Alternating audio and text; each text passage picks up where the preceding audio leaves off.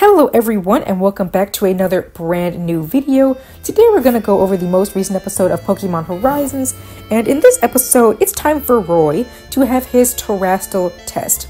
So the episode begins with Roy doing some training for his battle that he's going to be having with Brassius for his Terastal test, and things are going pretty well, and so the kids decide to head on over to Artisan, and they end up seeing that there's going to be this art competition taking place.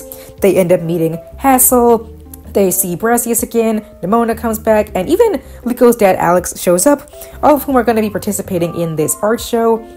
And so because Brassius is so busy preparing for the competition, he is unable to battle Roy for the time being, and since Nimona wanted a battle with Roy a few episodes back, she decides to battle with him with her Palmot against his Fuecoco.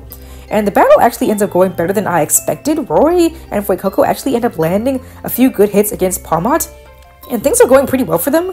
The issue is that unfortunately during the battle it starts to rain, which severely weakens Fuecoco's fire type moves, allowing Nimona to turn things around and get a big hit onto Fuecoco, and Palmot and Nimona end up beating Roy. Which isn't too much of a shock. I pretty much expected that was going to happen since Nimona is a champion level trainer. So it wasn't surprising that she won. If anything, I'm impressed by how well Roy did here. But yeah, so he loses that battle. And moving on from that, the kids are encouraged to participate in the upcoming art show. And all the kids end up making their own unique pieces. Liko and her Pokemon end up making a really interesting drawing of Arboliva, which I thought was so cute, the way her Pokemon help out with the painting. That was really adorable.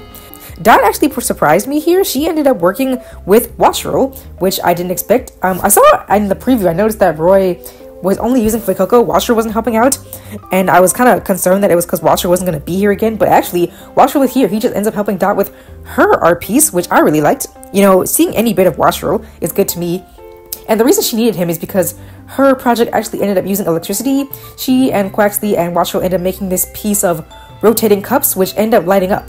So Quaxley provides the water, and Watchroll provides the electricity to light up the show, and so yeah, that was really nice. I really enjoyed their piece. Nimona is also here, and she makes a little drawing of Palmot. And finally, Roy's piece, he wanted to make this big sculpture of Charizard, and he ends up doing it really well. He struggled a bit in the beginning, but the sculpture ends up turning really nice, and it ends up having some flame candle pieces that Fuecoco lights up with flamethrower. So overall, his piece was really nice, and Brassius was very impressed by it. And toward the end of the episode is finally when they have their battle. And the battle was really well done. Loved the animation for it. Again, Fuecoco ends up doing a bit better than I expected. He isn't utterly overpowered as he was in their first battle, which is good. It shows how much he's grown. Now, of course, Brassius does also end up getting in a lot of great hits, giving Fuecoco a challenge, and in the end, it's down to them terastalizing. And I was actually wondering if maybe Brassius would change things up, kind of surprise Roy by terastalizing Sudowoodo into a rock type this time, but he does go with his typical grass, so as Fuecoco terastalizes into a fire type, he has still a clear advantage.